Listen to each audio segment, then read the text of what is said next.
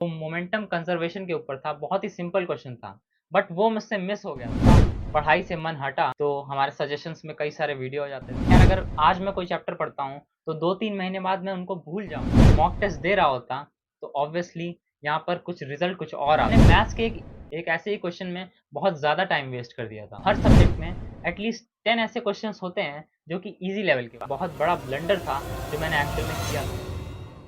Hello everyone, this is Mayank Mishra और आज की वीडियो में हम डिस्कस करने वाले हैं some of the blunders that stopped me to 96.48 percentile. और यार यही वो ब्लंडर्स थे जिनकी वजह से मैं 99 परसेंटाइल रीच नहीं कर पाया था और मैं केवल 96.48 परसेंटाइल तक पहुंच पाया था। यार इन ब्लंडर्स को मैं दो कैटेगरी में बांटना चाहूंगा। पहली कैटेगरी ऑफ ब्लंडर्स वो रहेंगे जो कि मैंने throughout the JEE journey यानी कि उन 2 से 3 सालों में किए थे, और सेकंड कैटेगरी ऑफ ब्लंडर्स वो रहेंगे जिनको मैंने एक्चुअल जेईई मेंस एग्जाम में किया था। और यार साथ ही साथ कुछ टिप्स दूंगा जिससे कि आप ये ब्लंडर्स ना करो। So without wasting any more time, let's get into the video. यार फर्स्ट कैटेगरी में सबसे पहला पॉइंट आता है हमारा मॉक टेस्ट प्लस एनालिसिस। तो यार कई जेईई एस्पिरेंट्स से जब मेरी बात होती है और जब मैं उनसे जेईई प्रिपरेशन में मॉक टेस्ट के बारे में पूछता हूँ, कुछ लोग बोलते हैं कि भैया जब मेरा टेस्ट था उससे पहले मेरी टेस्ट के लिए प्रिपरेशन नहीं हो पाई थी, इसलिए मैंने टेस्ट स्किप कर दिया था। और कई लोग ये बोलते हैं कि मुझे टेस्ट से रिलेटेड थोड़ा फियर है, इसलिए मैंने मॉक टेस्ट नहीं दिया। और या कुछ लोग अगर मॉक टेस्ट देते भी हैं तो उसको सीरियसली नहीं देते हैं, मतलब आधा मॉक टेस्ट दिया और फिर छोड़ दिया। तो यार ओवरऑल ये निकल के आता है कि ज़्यादातर जेईई एस्पिरेंट्स अपने मॉक टेस्ट, अगर उनके कोचिंग में मॉक टेस्ट हो भी रहे हैं तो उनको सीरियसली नहीं दे रहे हैं या फिर उनको स्किप कर दे रहे हैं। और यार इस चीज़ से मैं कंप्लीटली रिलेट कर पाता हूँ, बिकॉज यार मैंने भी अपनी जेईई प्रिपरेशन में ये ब्लंडर कर रखा है। मैंने भी यार पूरे class 11th and class 12th में ज़्यादा मॉक टेस्ट नहीं दिए थे, बिकॉज यार इसका पहला रीज़न है कि मेरी कोचिंग में कोई मॉक टेस्ट होते नहीं थे। बट यार इसके बाद भी मुझे पता था कि हाँ, कुछ कोचिंग्स की टेस्ट सीरीज होती हैं जिनको हम खरीद सकते हैं और हम टेस्ट दे सकते हैं। बट उसके बाद भी मैं कोई टेस्ट सीरीज ऐसी खरीदता नहीं था, बिकॉज टेस्ट से रिलेटेड मेरे माइंड में कुछ फियर था। तो यार अब डिस्कस करते हैं कि जो जेईई एस्पिरेंट्स ये मॉक टेस्ट को सीरियसली नहीं दे रहे हैं या मॉक टेस्ट स्किप कर रहे हैं ड्यूरिंग द जेईई प्रिपरेशन, वो क्या मिस कर रहे हैं, या मैंने भी अगर मॉक टेस्ट नहीं दिया तो मैंने क्या मिस किया। आओ यार डिस्कस करते हैं। तो यार मान लो आप कार चलाना सीख रहे हो, आपने सारी थ्योरेटिकल इन्फॉर्मेशन उससे रिलेटेड गैदर कर ली, आपको सब पता चल गया, एक्सीलेटर, ब्रेक, क्लच, आपके पास सारी थ्योरेटिकल इन्फॉर्मेशन है कार चलाने से रिलेटेड। बट यार वहां पर आपने कभी कार चलाई नहीं। तो यार जब आप एक्चुअल में कार चलाओगे ना, तब आपको पता चलेगा क्या आप उस नॉलेज को अप्लाई कर पा रहे हो। क्या जब आप कार चला रहे हो तब आप उस प्रेशर को हैंडल कर पा रहे हो। और यार साथ ही साथ जब आप कार चला रहे होगे तब आपको कई ऐसी नई प्रॉब्लम्स मिले जो कि आपको थ्योरेटिकली उससे रिलेटेड पढ़ाई करके आपको बिल्कुल भी नहीं पता चलने वाली है। तो सेम अगर आप इसको मॉक टेस्ट से कंपेयर करो तो पूरी आप जेई की प्रिपरेशन एक एग्जाम देने के लिए कर रहे हो, जेई मेंस एग्जाम देने के लिए। तो अगर यार ये पूरी जेई की प्रिपरेशन, पूरे कॉन्सेप्ट समझना, क्वेश्चन लगाना, सारा कुछ अगर आप जेईई मेंस एग्जाम देने के लिए कर रहे हो तो यार एग्जाम्स देने के लिए भी तो प्रिपेयर करो, मॉक टेस्ट भी तो दो। बिकॉज यार जब आप मॉक टेस्ट दोगे तो आपको इतनी सारी चीजें पता चलेंगी जो कि आपको केवल अगर आप पढ़ाई कर रहे हो उससे वो चीजें पता नहीं लगने वाली हैं। जैसे कि क्या आप एग्जाम प्रेशर को हैंडल कर पा रहे हो, जैसे कि मॉक टेस्ट देने से आपको अपनी क्वेश्चन सॉल्विंग स्पीड पता चलेगी। साथ ही साथ आपको जब आप एक्चुअल में पेपर दोगे, जब आप एक्चुअल में मॉक टेस्ट दोगे, तब आप एक्चुअल में समझ पाओगे कि टाइम मैनेजमेंट कैसे करना है मुझे। तो यार ये सारी चीज़ें होती हैं जो अगर आप मॉक टेस्ट दोगे तभी आपको पता चल पाएँगी। ये केवल प्रिपरेशन करने से ये सारी चीज़ें नहीं आने वाली हैं कभी भी।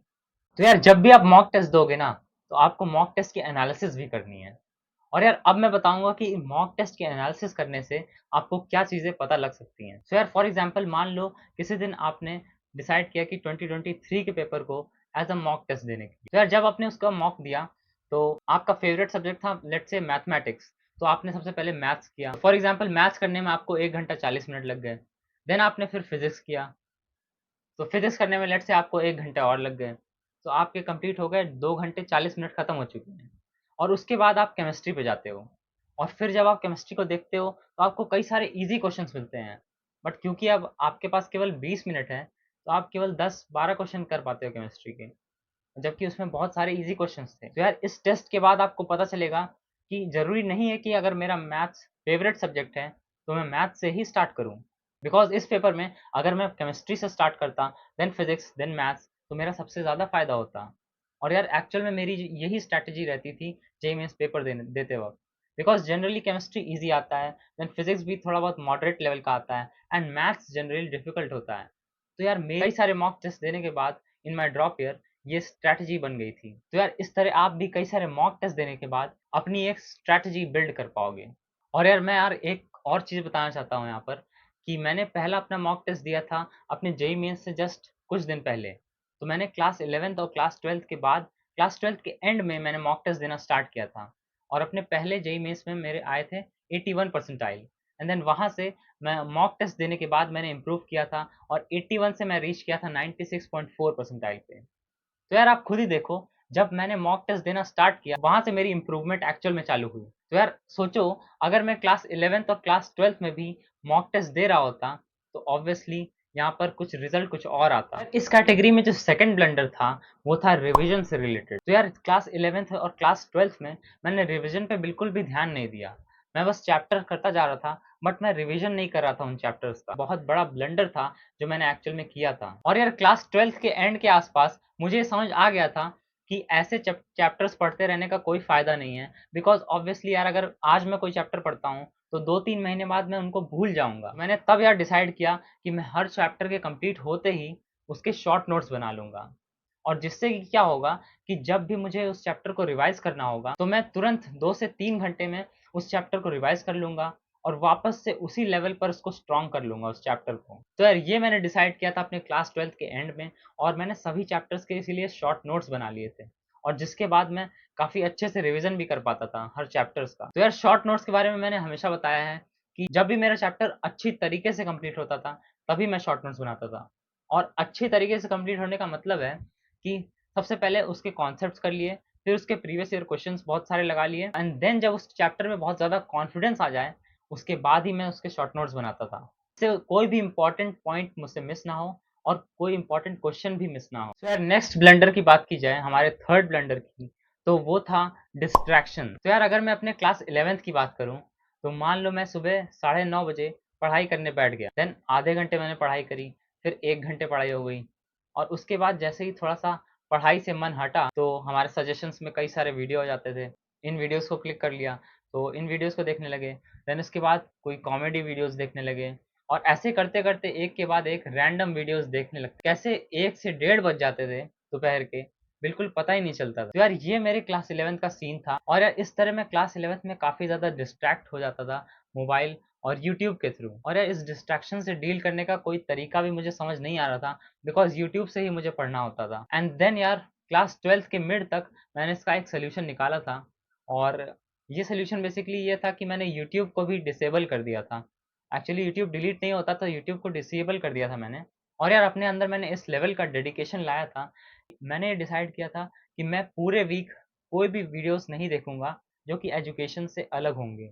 पूरे वीक में कोई भी नॉन एजुकेशनल वीडियो नहीं देखता था एंड केवल एक दिन संडे को मैंने ऐसा डिसाइड किया था कि जब मैं एजुकेशनल से अलग कोई वीडियोस देख सकता हूँ। तो यार अगर आप भी मोबाइल से डिस्ट्रैक्ट होते हो या किसी ऐप से डिस्ट्रैक्ट होते हो या अगर यूट्यूब से भी डिस्ट्रैक्ट होते हो तो आप यार ये ट्राई कर सकते हो। बट यार इसके लिए आपको बहुत ज़्यादा डिटर्मिनेशन एंड डेडिकेशन चाहिए टुवर्ड्स योर गोल। तो यार ये तो थे ब्लंडर्स जो कि मैंने throughout the JEE journey यानी कि उन 2 से 3 सालों में किए थे। अब यार कैटेगरी 2 के ब्लंडर्स की बात करते हैं जो मैंने एक्चुअल में जेई मेंस एग्जाम में किए थे। और यार आप ये मत सोचना कि ये ब्लंडर्स जेई मेंस एग्जाम से पहले काम आएंगे, ये ब्लंडर्स आपके अभी भी काम आएंगे। आप इन ब्लंडर्स से सीख के एक्चुअल में जब आप मॉक टेस्ट दोगे तब आप इनको इम्प्लीमेंट कर सकते हो। तो यार पहला ब्लंडर जो मैंने किया था वो था कि I was stuck in a difficult question और मैंने काफ़ी ज़्यादा टाइम वेस्ट कर दिया था उस क्वेश्चन की वजह से। तो यार हालांकि मॉक टेस्ट देते वक्त इस चीज़ को मैंने काफ़ी ज़्यादा गौर किया था कि मैं किसी भी डिफ़िकल्ट क्वेश्चन में स्टक नहीं होऊँगा और टाइम वेस्ट नहीं करूँगा। बट यार डिफ़िकल्ट क्वेश्चन्स या फिर कुछ ऐसे क्वेश्चन जिनमें आप स्टक हो जाते हो, उनका सीन क्या रहता है कि जैसे आपने मान लीजिए 5 मिनट किया और आपको लग रहा है कि हाँ, सॉल्यूशन आ जाएगा। देन धीरे-धीरे 10 मिनट हो गए, आपको अभी भी लग रहा है कि हाँ, आप सॉल्यूशन के क्लोज़ पहुँच रहे हो। देन धीरे-धीरे 15 मिनट बीत जाते हैं और आपका अभी भी सॉल्यूशन नहीं आता है। सो ऐसे वो क्वेश्चंस होते हैं, ट्रैप क्वेश्चंस, जहाँ पर कि आपको लगता है कि सॉल्यूशन आने वाला है बट एक्चुअल में वो क्वेश्चंस आपका टाइम खा रहे हैं। और यार इन क्वेश्चंस की वजह से आपके ऐसे ईज़ी क्वेश्चंस छूट जाएँगे जो कि आगे आने वाले हैं और शायद आपने देखे भी नहीं होंगे। और यार ऐसा ही मेरे साथ हुआ था मेरे जेईई मेंस के जून अटेम्प्ट में 2022 में, जहाँ पर कि मैंने मैथ्स के एक ऐसे ही क्वेश्चन में बहुत ज़्यादा टाइम वेस्ट कर दिया था। देन यार इसके बाद मेरा सेकंड ब्लंडर था, वो ये था कि मैंने कुछ ईज़ी क्वेश्चंस को भी लीव कर दिया था। तो यार मुझे आज भी याद है कि फिज़िक्स के ऐसे कुछ 2-3 क्वेश्चन्स थे, जो मैंने लीव किए थे, जो एग्ज़ाम से आने के बाद जब मैं क्वेश्चन्स को मैच कर रहा था किसी चैनल के थ्रू, तब मुझे पता चला था कि 2-3 ईज़ी क्वेश्चन्स थे, जो मैंने मिस कर दिए थे। तो यार फिज़िक्स में 20 क्वेश्चन आते हैं और 10 क्वेश्चन एक्स्ट्रा आते हैं। तो उन 10 क्वेश्चन्स में से वो क्वेश्चन थे, जो मेरे से मिस हुए थे।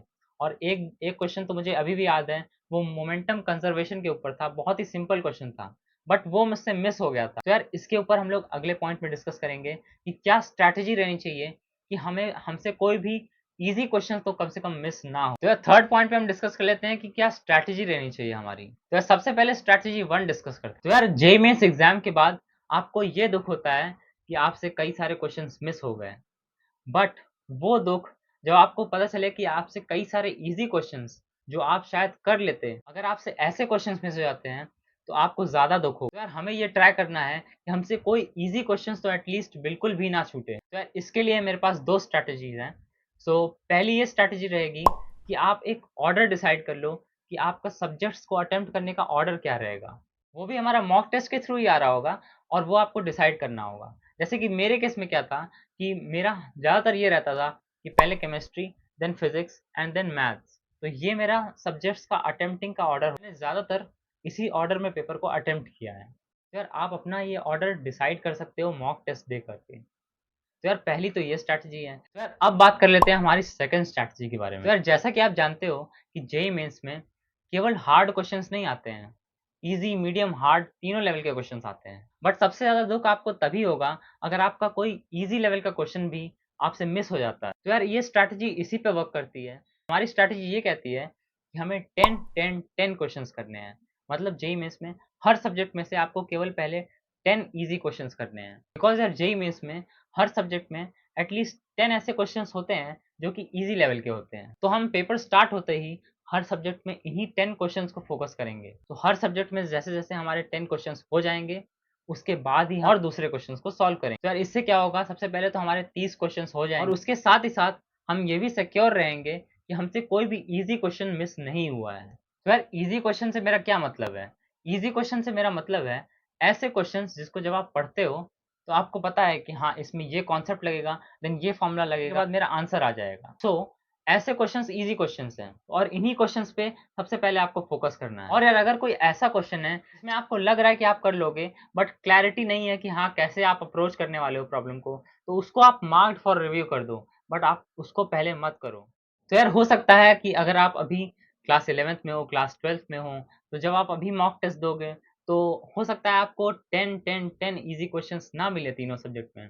तो आप 5, 5, 5 से स्टार्ट कर सकते हो एंड देन धीरे-धीरे जैसे ही आप मॉक टेस्ट देते जाओगे, तो आप इस नंबर को इंक्रीज़ करते जाओ। सो यार ये था पूरा वीडियो और इसमें मैंने बताया कि कौन-कौन से ब्लंडर्स थे जो कि मैंने किए और यार साथ ही साथ कुछ टिप्स भी दिए हैं कि कैसे आप इन ब्लंडर्स को करने से बच सकते हो। सो यार that was all for the video और यार अगर किसी और टॉपिक पे आपको वीडियो चाहिए, तो यार प्लीज़ कमेंट कर देना और कुछ और बात करनी हो तो प्लीज़ कमेंट सेक्शन में लिख देना ज़रूर। हर एक का रिप्लाई करता हूँ। सो यार थैंक यू।